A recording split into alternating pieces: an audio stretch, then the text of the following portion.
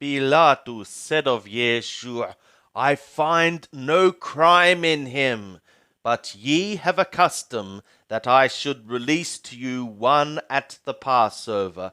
Are ye purposing therefore that I release to you the king of the Yehudim? They cried out therefore again, saying, Not this man, but Barabbas. Now Barabbas was a robber. Yohanan chapter 19. Then Pilatus therefore took Yeshua and whipped him.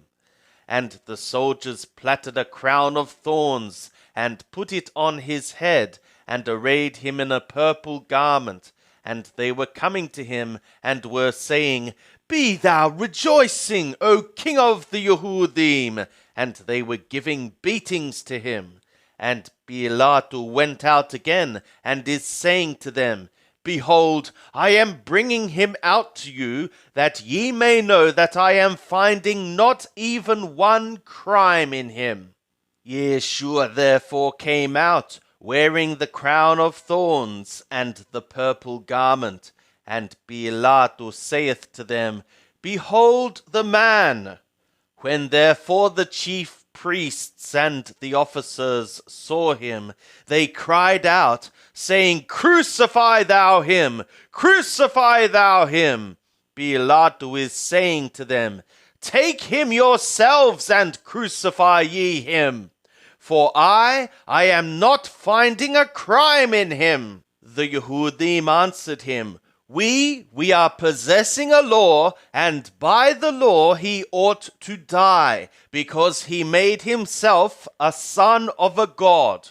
When Pilatus therefore heard this saying, he was the more afraid, and he entered into the praetorium again, and is saying to Yeshua, Whence art thou? But Yeshua gave him no answer. Pilatus therefore is saying to him, Art thou not speaking to me? Knowest thou not that I am possessing authority to release thee, and I am possessing authority to crucify thee? Yeshua answered him, Thou art not possessing authority against me. Nothing, except it was a thing having been given to thee from above. Therefore the one having delivered me to thee is having a greater sin. From this Pilatus was seeking to release him, but the Yehudim were crying out, saying, If thou release this man, thou art not being a friend of the Caesar. Everyone making himself a king is disputing the Caesar. Pilatus therefore, having heard these words, brought Yeshua out, and sat upon a judgment seat at a place called Litostroton, but by use of language of Abrim, Gabbatah. Now it was the preparation of the Passover. It was about the 6th hour, and he is saying to the Yehudim, Behold your king. They therefore cried out, Take thou him away! Take thou him away! Crucify thou him! Pilatus is saying to them, Should I crucify your king? The chief priests answered, We are not having a king except Caesar. Then therefore he delivered him to them, so that he be crucified. They took Yeshua therefore, and bearing for himself the cross, he went out into the place being called the place of a skull, which is being called by use of language of Abrim, Golgotha, where they crucified him, and with him 2 others, on either side one, and Yeshua in the midst. And Pilatus wrote a title also, and put it on the cross, and there was written, Yeshua the Nathorayah, the King of the Yehudim. This title therefore read many of the Yehudim, for the place where Yeshua was crucified was near to the city, and it was being a thing having been written by use of language of Abrim, by use of language of Romani, and by use of language of Hellenes. The chief priests of the Yehudim therefore were saying to Pilate, "Don't be writing the king of the Yehudim, but that this one said, 'I am king of the Yehudim.'" Pilate answered, "What I have written, I have written." The soldiers therefore, when they crucified Yeshua, took his garments and made 4 parts, to every soldier a part, and also the coat.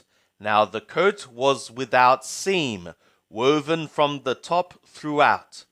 They said therefore one to another, "Let us not tear it, but cast lots for it, whose it shall be, that the scripture might be fulfilled, which saith, They parted my garments among them, and upon my vesture did they cast a lot." These things therefore the soldiers did. But there were standing by the cross of Yeshua his mother, and his mother's sister, Maria the woman of Glorba, and Maria the Magdalite. Therefore Yeshua, having seen his mother, and the disciples standing by whom he was mindfully loving, he is saying to the mother, "Woman, behold thy son." Then he is saying to the disciple, "Behold thy mother."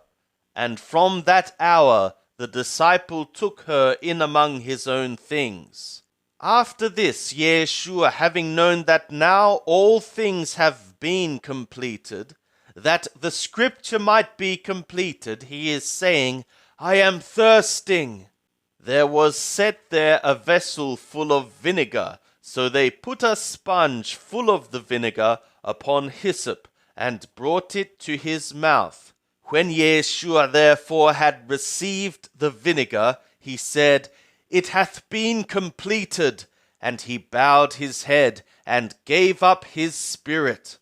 The Yehudim therefore, because it was the preparation, that the bodies should not remain on the cross upon the Shabbat, for the day of that Shabbat was a high day, asked of Pilate that their legs might be broken, and that they might be taken away. The soldiers therefore came, and broke the legs of the first, and of the other one having been crucified with him.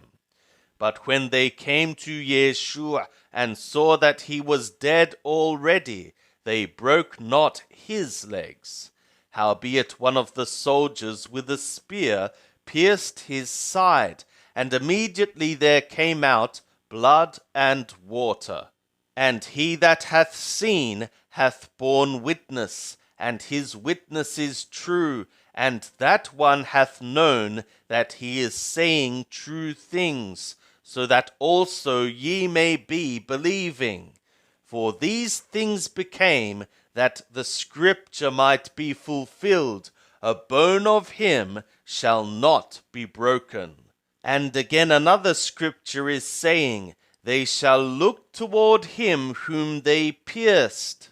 And after these things, Yosef of Arimathea, being a disciple of Yeshua, but secretly for fear of the Yehudim, asked of Pilate that he might take away the body of Yeshua, and Pilate permitted. He came therefore and took away his body. And there came also Nicodemo, he who at the first came to him by night, bringing a mixture of myrrh and aloes, about 100 litras. So they took the body of Yeshua, and bound it in linen cloths with the spices, according as a custom is being for the Yehudim to be burying. Now in the place where he was crucified there was a garden, and in the garden a tomb wherein was never man yet laid. There then, because of the preparation of the Yehudim, for the tomb was near at hand, they laid Yeshua. Now on the first day of the week, Maria the Magdalene is coming early, while it was yet dark, to the tomb, and she was seeing the stone having been lifted from the tomb.